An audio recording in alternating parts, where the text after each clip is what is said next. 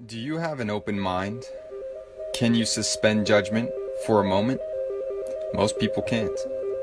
But what if your job depends on it? What if the freedom to hug people depends on it? What if your life depends on it? Here's a new theory. First, consider that we live in a world where everything is toxic. The soil, the water, the air, our food, even our medicines are toxic. Even stress can be toxic. Now imagine that all these toxins are poisonous to us on a cellular level. Imagine that our cells have a defense and respond to the situation.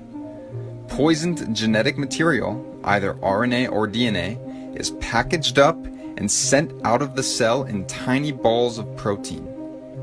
Let's call these balls of genetic material exosomes.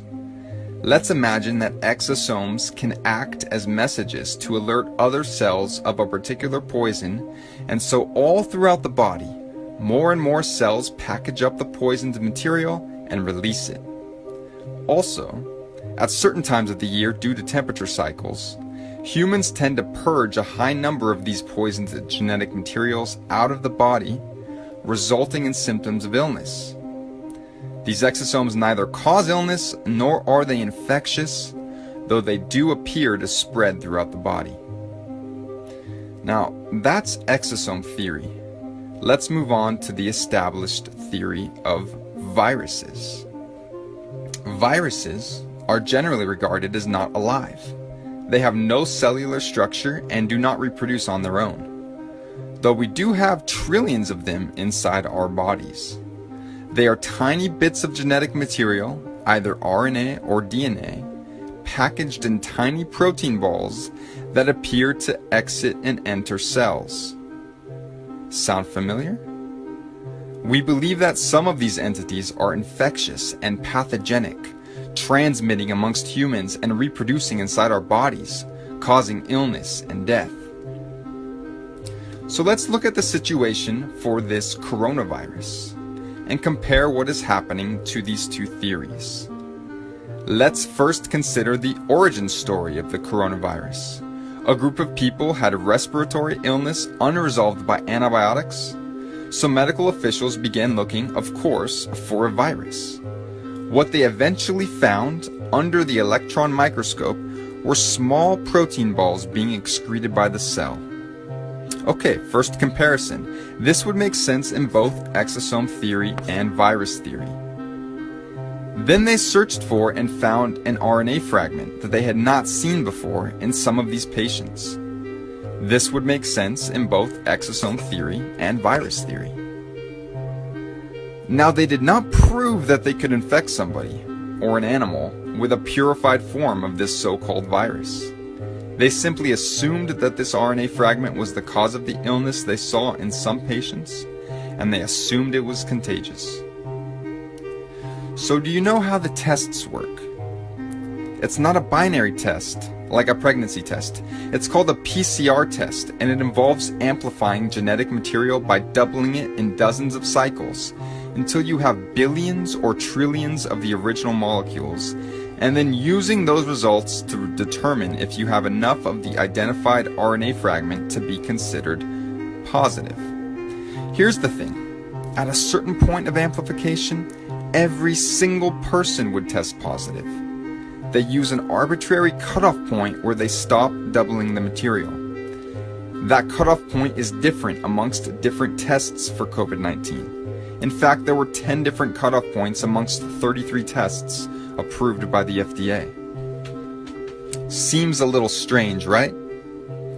You might find it interesting that the Nobel Prize winning inventor of the test did not believe it should be used to diagnose infectious illness. And perhaps you've heard about some of the problems with the test, such as the high rate of false positives.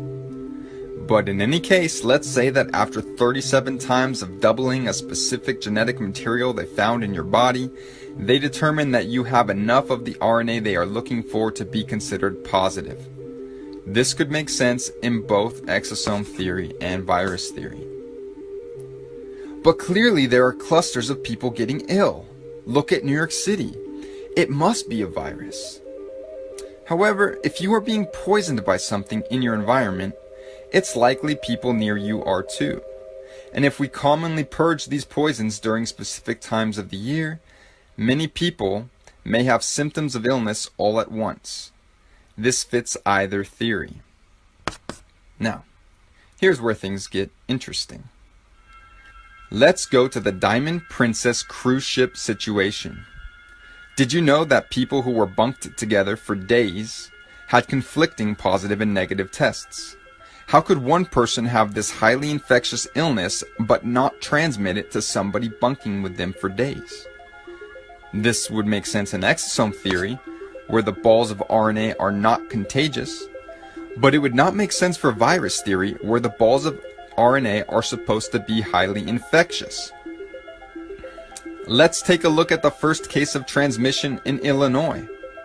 A woman traveled to Wuhan, came back, and both she and her chronically ill husband ended up testing positive. Medical authorities then tracked over 300 people who had had close contact with them to see who acquired the virus. And guess what? 0 positives. This again would make sense in exosome theory, since exosomes are not contagious. But it would not make sense for virus theory, where this is supposed to be an infectious virus. In fact, do you know that there are many documented cases all around the world of patients testing positive for this RNA fragment with no relevant travel history and no known possible contact with somebody who was infected? These were people in the middle of nowhere, early on in this whole crisis, who suddenly were testing positive. This would make sense, again, in exosome theory, where the RNA is being produced as an immune response within our cells. But it would not make sense for virus theory, where you are supposed to have had contact with somebody with the virus. What about the high levels of people testing positive who don't get sick? In fact, 80% of people testing positive are either asymptomatic or have slight cold symptoms. Why? This would make sense in exosome theory, since the RNA fragments are not the cause of the illness. But it would not make sense for virus theory, where this virus is supposed to cause the illness. Things get even stranger. Did you know that some people go from testing positive to testing negative to testing positive again in a matter of days? And that would make sense for exosome theory, where perhaps the cells are simply releasing more or less of these exosomes depending on certain conditions. But it doesn't make sense in virus theory, where you are supposedly infected until you have rid yourself of the virus.